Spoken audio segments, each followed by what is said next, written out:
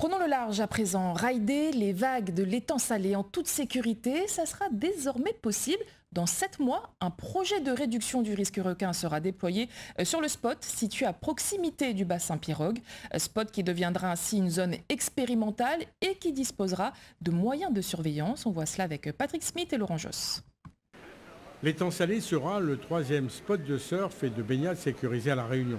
Le site bénéficiera des dispositions du dispositif à réduction du risque requin. Si ce spot de l'étang salé dispose déjà d'une barrière de corail et d'un récif rocheux naturel, une zone balisée sera mise en place pour les surfeurs, la pratique du handisurf et de la baignade.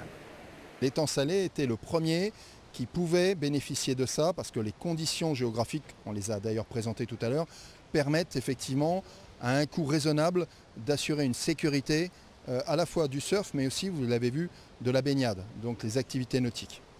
Pour sécuriser la zone de surf et de baignade, outre les crédits d'État, la municipalité devra dans un premier temps faire appel à des fonds propres et à la Civis. L'étang Salé-les-Bains a toujours été un spot très important pour le spot de surf et que la station balnéaire redevienne ce qu'elle était d'antan et que les jeunes de l'étang Salé puissent pratiquer leur sport favori. Une water patrol sera également déployée en mer. Une équipe de secouristes en jet ski effectuera des maraudes afin de porter secours à une personne en difficulté en 1 minute. C'est aussi indispensable pour les habitants de la commune et des communes alentours parce que ça permet aux plus jeunes de s'exprimer et de pouvoir développer aussi leur sens marin, donc tout ce qui va avec, la sécurité, l'humilité et participer aussi à un groupe social qui est quand même bien en vie et très, très prenant sur étang salé. Il faut savoir qu'avant la problématique requin, notre commune recevait pendant les vacances ou pendant les week-ends 10 000 personnes qui venaient profiter. Depuis 2011, quand la crise requin est arrivée, la plage était complètement déserte. Il y avait quelques personnes qui venaient.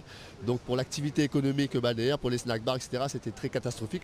Autre projet actuellement à l'étude de faisabilité, le déploiement d'un filet pour la sécurité des baigneurs du bassin Pirogue. 15 à 20 personnes par an sont happées par la houle et récupérées par les surfeurs.